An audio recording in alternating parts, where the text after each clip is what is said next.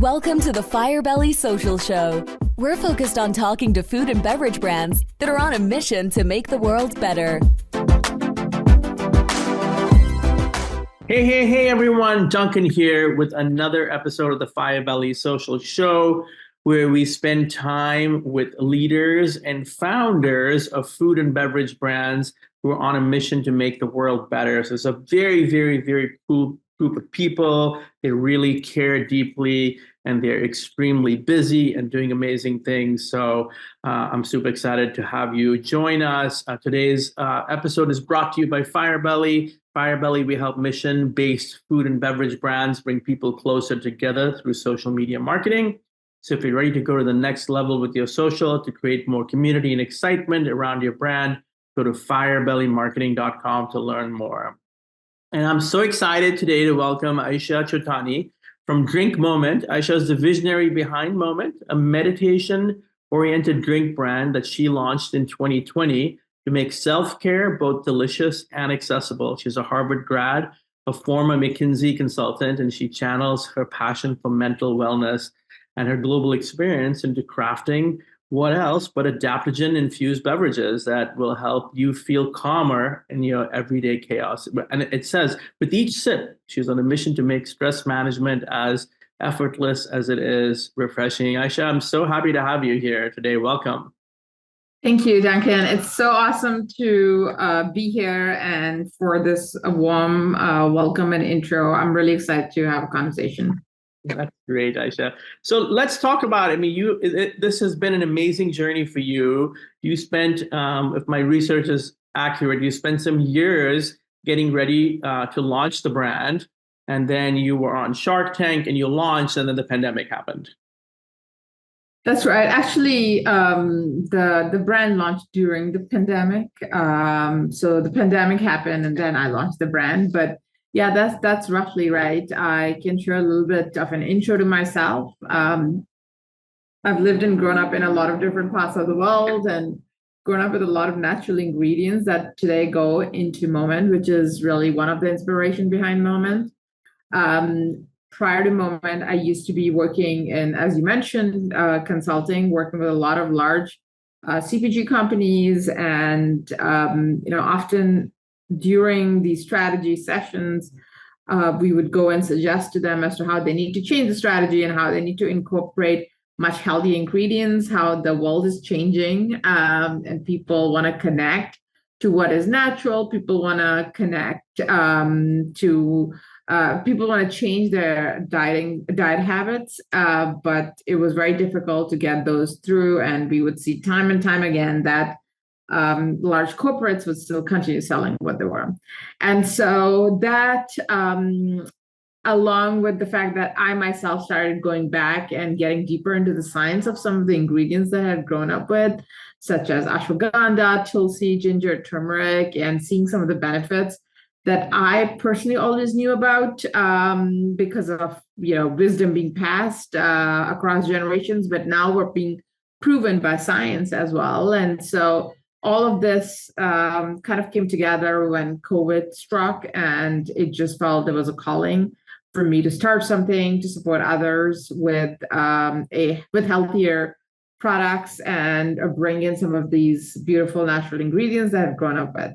So that's how the journey of Moment started. The idea behind the word Moment was to invite people to take a moment amidst like a crazy, chaotic day. I live in New York, and I absolutely love living here, but it is quite intense, and it's very important to realize what you go through and give yourself those moments of self-care. And that's something that has been very important for me. And so that's how everything came together, with different parts of my life and my day and where I live coming into this brand. I mean, let me just applaud you first. I mean, not only did you start a brand, but you started it in one of the most difficult environments in the history of the world, and you're here today. It's successful. That's just amazing. And I'm so thankful for your courage in doing this. And these are really important ingredients. I mean, tell us more I mean, and you're clearly fascinated with these ingredients. I want to, shine my light on you. Like, tell me all about and let's start with what's your personal favorite? My personal favorite changes all the time. These days, my personal favorite is we recently launched a flavor called Strawberry Rose, and I really like the floral tones along with like the slight fruitiness. It's just like the perfect summer flavor, and I know summer is just ending, but that's been something that I've been having a lot of. But my favorites do rotate because I actually do craft the idea behind the flavors. And early on, I was the one crafting the flavors and then start working with a lab to commercialize it. Now I do come up with the idea behind it and I work with the lab again to get it to where I want it. But it's still very much like it's very much driven by my thinking and by my experiences of the world. So they're all very special to me. Super cool. And let's talk about some of the ingredients. I know ashwagandha is one of them, and am I saying it the right way? Theanine. Theanine, yeah, that's right. Yeah. What are some of and you have cool names that you refer to them as well. That's right. So ashwagandha is actually a really, really special herb. It has been used for thousands of years in different parts of the world for some of its for a lot of its properties. Like it has calming properties. So what it does is when you start having it daily, it starts rebalancing your cortisol levels. So it almost acts like a thermostat. It goes into your body. It understands what are your stress levels like, what is your cortisol level like. If you're feeling depressed, it's going to elevate them and it's going to give you a little like mood lift, a boost. If you're feeling too hyper, it's going to relax you just a little. So you're feeling like balanced and grounded. And so it's got like really incredible benefits. It also has other benefits for like other parts of your body, but this is the one that we specifically focus on. And this is the reason why we brought it into Moment. It's something that a lot of people in South Asia have daily. It grows like in a lot of different parts of that part of the world. And so that's how my exposure started. That's ashwagandha. So that's one. Then there's theanine or L-theanine. L-theanine is actually an extract of green tea. It is it's like that green powder that remains from green tea. It has really incredible properties for mental clarity and cognitive abilities. So it supports your alpha brain waves, helping you think better, be more creative. Over time, if you continue taking it, your memory and cognition is going to improve. The special thing is when like all these different ingredients are taken together on a daily basis. It's not just like that very specific effect, but it starts taking a toll on like everything in a positive way, which is you'll sleep better, you'll get up feeling refreshed, you will throughout the day, because you're like thinking better and you're like not as stressed, it will start affecting your relationships, your productivity. And so it's, Moment is not just about a couple of ingredients, but it is about that entire experience and your lifestyle that goes into it, and how these ingredients actually affect all of that.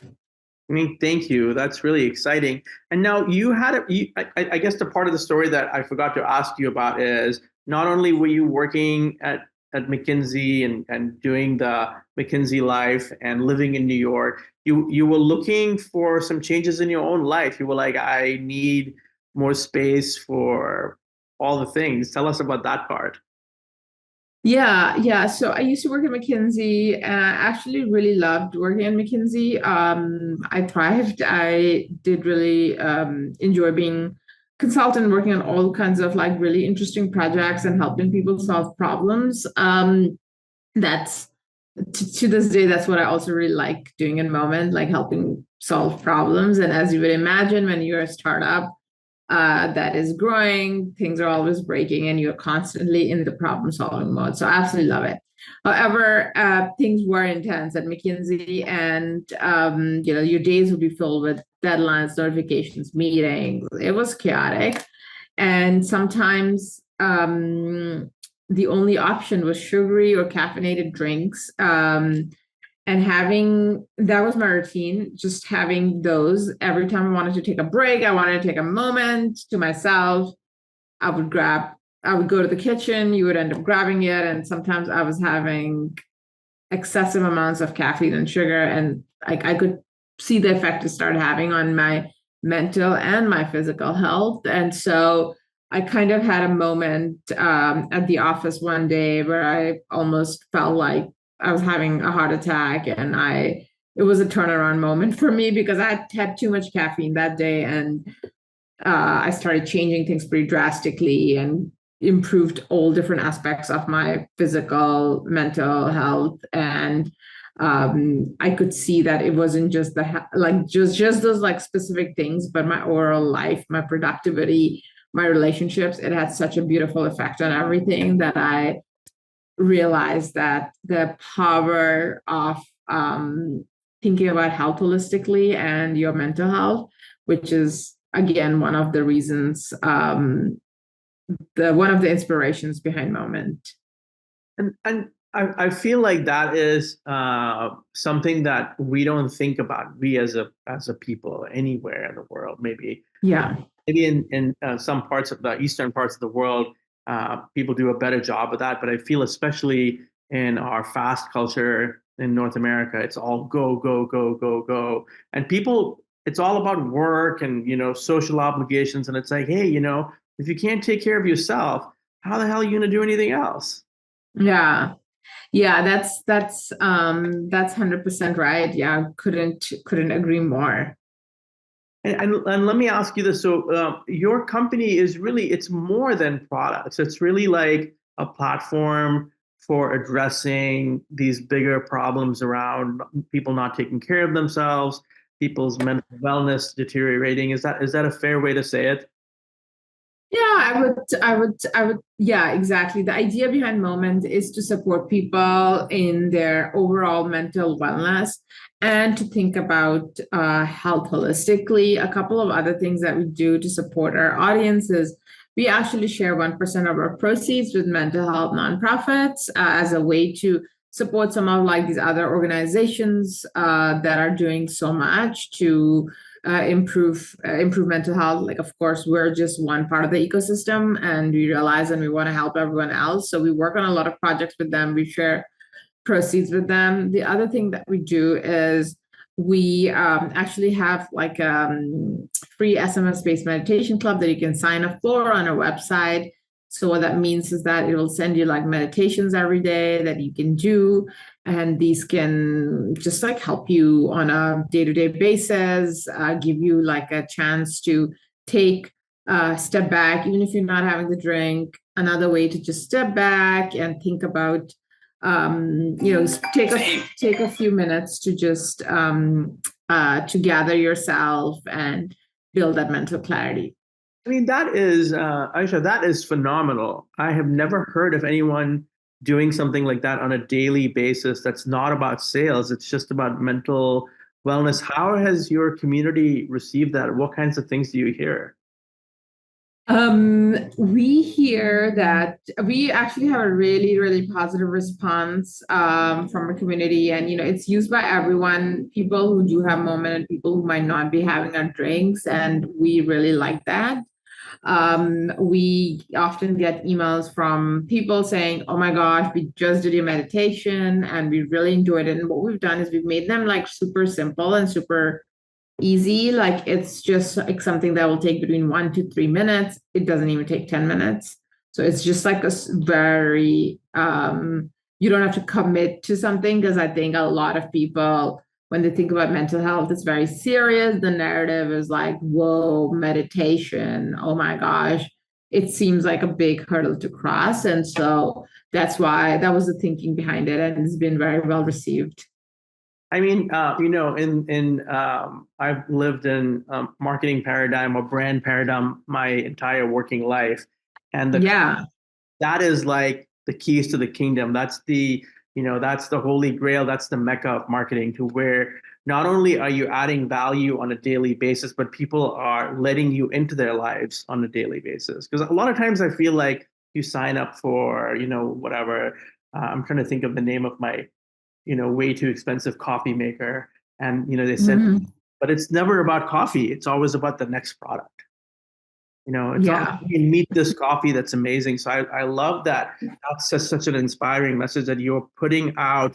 Your marketing is about positivity and life. Yeah. Yeah, that's right. That's right. It's about the broader message. It's about supporting our community. It's not just about, let's just sell some drinks. And we're like totally okay if like people joining us in other aspects of our mission are not actually our customers. That's totally fine. We're really, really happy and proud of like all the things that we've achieved and how we've impacted.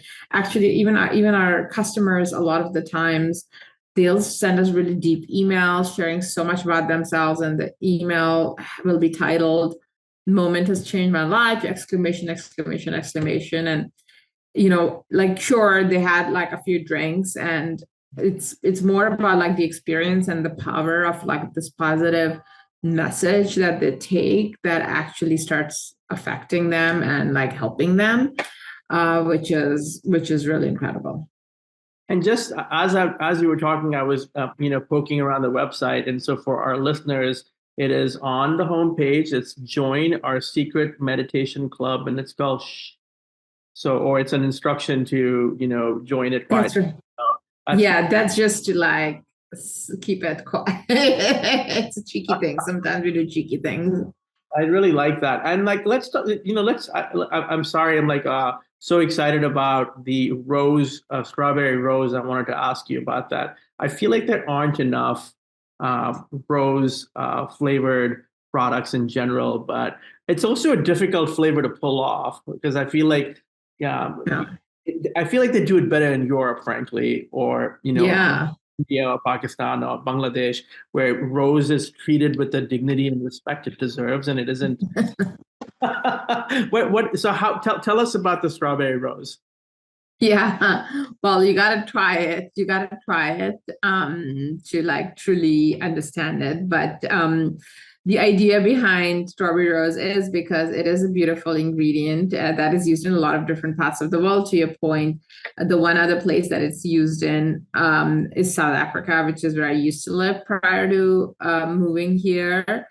And so the idea behind it was to create a delicate balance between strawberry and rose, rather than make it too sweet or too rosy. I think a lot of times when products do use rose, they make it there's a lot of added sugar, taking away the flavor of the rose itself. And so the thinking behind this flavor was to make sure that we retain that beautiful essence of it, but combine it with another flavor so that it brings out the best of like both, rather than like dominate one or the other. Well done. Yes, and you're right. I need to try it, so it's on my list. And it is interesting, I think, when people are paying a lot more attention to ingredients. And by the way, ingredients are right in front there. I think that people are looking for products that are enjoyable but are also better for you. Yeah, that's right. And actually just connecting it back to, the strawberry rose that we were just discussing, it's when we are creating these flavors, of course, like ashwagandha and L-theanine goes in everything. We are also thinking about, okay, what are some of the other benefits of like other ingredients? Of course, berries have like a lot of antioxidant properties. Strawberries, like just popular, people love strawberries. And so that's one reason. But rose is actually, rose water, it's not just for the taste or the beautiful like aroma or essence, but it's actually been used again in like traditional wellness in a lot of different like cultures of the world. To this day, people have rose water. They see like there's a lot of it's used in like cosmetics. It's used in everyday healing and also like consumed. So there's a lot of other benefits to rose itself as well, other than like the taste and the beautiful floral essence of it. Well, thank you. That was very educational. Going back to your 1%, your 1% commitment. I'm just so curious. I love that idea so much, and sometimes I'm curious, and I wanted to ask you this: like, have you ever received feedback from some of these initiatives, and what's that like, knowing that your company isn't just helping people with their lives, but you're having this like third party impact as well? Yeah, so actually, 100%. We are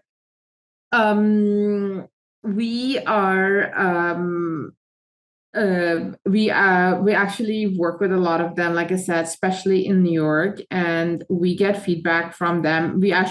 One of them recently sent us, we worked with like a children's foundation that supports mental health and actually drives it. And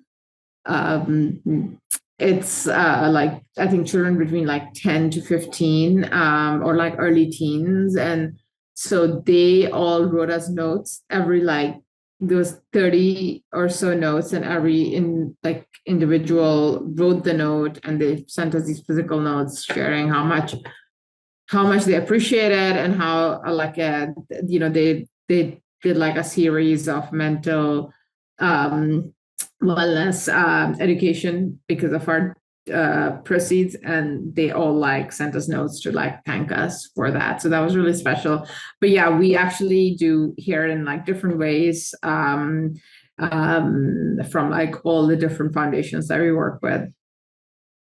I wanted to talk a little bit about balancing personal and professional life. And my wife and I are both entrepreneurs. And you end up Nice. talking a lot about work, right? And Yeah. you'll be in the most chill moment, and suddenly like, well, hey, this work thing. Now we don't work in the same business, although we have in the past. And I know that your husband, Fahim, did I say that correctly? That's right. Yeah, that's right. We Yeah. worked together, and I was like fascinated by that. I'm like, man, not only are they doing something amazing, but it's a huge thing to work with your significant other. And how do you balance that and keep that magic alive between the two of you? Yeah, it is definitely it's got its like pros and cons working with your spouse. I feel you get to know each other to a different level, which is pretty incredible. You see sides that you haven't seen before. So there's definitely like a different level of closeness that you build, or intimacy. And then it can also be like intense at times, because you both come in from like different perspectives, and we both have very strong perspectives on strong and opposing perspectives on how to do things. So it's definitely interesting, but I do feel that I really respect him for his opinions, and we balance each other really well in terms of our expertise, and we challenge each other and understand like where the other person is. Like we challenge each other openly, but also understand that, hey, this is their area of expertise, and at the end of the day, like, we convince each other of why the other person's right. So I feel it brings in like a very healthy dynamic, the fact that we can be more open with each other than you would be with somebody that you might not be married to. And so it's got it's like really positive in a lot of ways. Of course, that does mean that it sometimes spills into your personal life. I do think that being a startup, being an entrepreneur, you can't stop your business spilling into your personal life. It's just what it is for the first few years when the business is like at the size it is. You have to accept it, but you just have to draw some boundaries, which is what we do. And that's how we've been able to make it work. Yeah, that's beautifully encapsulated. I know my personal experience is like one of us is the boss on certain functional things. Like, I'm the boss with this, you're the boss with that. So even though we work in each other's businesses, there's clear leadership. And sometimes I'll be like, hey, listen, it's your deal. That's how you want me to do it. I'm going to do it that way. Because you want to preserve the personal relationship above all, right? So I want to ask you your own social. I've looked through some of the Instagram, and what is really unique about it is you have a great engagement, and it's kind of this combination of beautiful product photography, real world people, some humor. What's that like putting that together, and what kinds of lessons have you learned? Yeah, so it's definitely been really awesome and fun. Like, of course, our social media is like a really important part of how we operate and how we share our view of the world with our audience, and also just invite them to understand us a little bit better, and what the feeling of moment is. So overall, it has gone really, really well. And we are continuing to grow on social media because people do like our social media. It's also like a great way to get feedback from our customers, what they're liking, what needs to change. We're very open to feedback and believe in constant improvement and refinement. And we made a lot of refinement, even in terms of our packaging from when we first started to like now. It has gone through at least 50 rounds, which is, I think, pretty typical in this world. So we continue improving. We use social media to help drive our message, and use it as a tool for feedback. That's super cool, Aisha. Thank you. What about what are you? Is anything big coming up, or are you particularly excited about something inside the business? We actually, yes. So we are launching in Fresh Time in a week's time. Actually, next week we'll be in all the Fresh Time stores around the country, and we just heard from like another large chain that we're going to be there. We're going to launch there next in the first quarter of next year. So super excited about that. Stay tuned for details. We launched in Soho House recently around the country, which was awesome. And we are looking at expanding into another geography. So again, that the distribution is being finalized and all the details are being worked out. Well, we're really excited. I'm excited about the Fresh Time announcement. There's a Fresh Time right by our office and right by our house. So, oh, nice. Which state are you in? I'm in Indianapolis. Oh, fun. Well, you gotta go and grab some strawberries over there. Yes, and he said it's launching next week. It's in some of the stores it might already be stocked. In some of the other stores, the official launch is next week, where it's going to be stocked in all stores. But you'll start seeing it in stores soon. And I think that's a real testament to your product and the confidence around the work you're doing. Because if anything, we're seeing product lines in grocery stores shrinking, and so landing on the shelf, and I can't wait to try it. So that's super cool. Everyone, what Aisha was saying, Fresh Time, either it's already in your Fresh Time or it's coming very soon. Aisha, I wanted to ask you anything else you wanted to share with future founders or people who are early to the game. Yeah. Well, first of all, thank you for having me on this podcast. It was really awesome to chat and share more about my journey. In terms of for first-time founders or people at an earlier stage, I would say it's a tough road, and you just have to gear up and go for it. There's a lot of small stuff that's going to happen. Building a team is tough. Landing on the shelves is tough. G2C is tough. Everything is tough. Beverage is tough. CPG is tough. That's what you'll continue hearing from everyone. But the true entrepreneurship is breaking through those barriers and making it happen. So everything in today's world is tough. You just have to do it. So don't shy away and find your tribe of people. That's really important. I think a lot of people, when I'm speaking to like new entrepreneurs, they don't realize when they need to cut ties off and move on with a co-founder or whoever that is. Sometimes you just have to do it. So don't be hesitant about it. And it's in the interest of like the larger good. Don't drag on issues. Be prepared to take tough decisions and get comfortable with that. That's the life of an entrepreneur. Well, thank you so much, Aisha. Yeah, thank you, everyone, for joining us today. Aisha, your journey is truly inspiring. I'm sure our listeners are going to enjoy this episode. Just to confirm one more time, if you can tell everyone what the website is and what your socials are. Yeah, so the website is drinkmoment.com. That's www.drinkmoment, drinkmoment.com. And our socials are at drinkmoment. We're on Instagram, TikTok, Facebook, LinkedIn. So check us out, follow us, and our journey. We really appreciate it. And go have some moment in Fresh Time or your local bodega in New York. And don't forget about the secret message club. So that's right. That's right. But it's a secret. Yeah. only with your closest 5 friends. Right.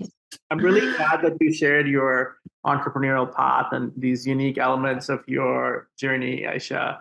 Thank you everyone for listening. This episode was brought to you by Firebelly, where you can find help for your food and beverage brand. I'm Duncan, your host. It's been another episode of the Firebelly Social Show, where we have the pleasure of chatting with founders and leaders of mission-driven food and beverage brands. And we shall see you on the next one. Okay, thank you. All the best. Bye. Thanks for listening to the Firebelly Social Show. We'll see you again next time, and be sure to click subscribe to get future episodes.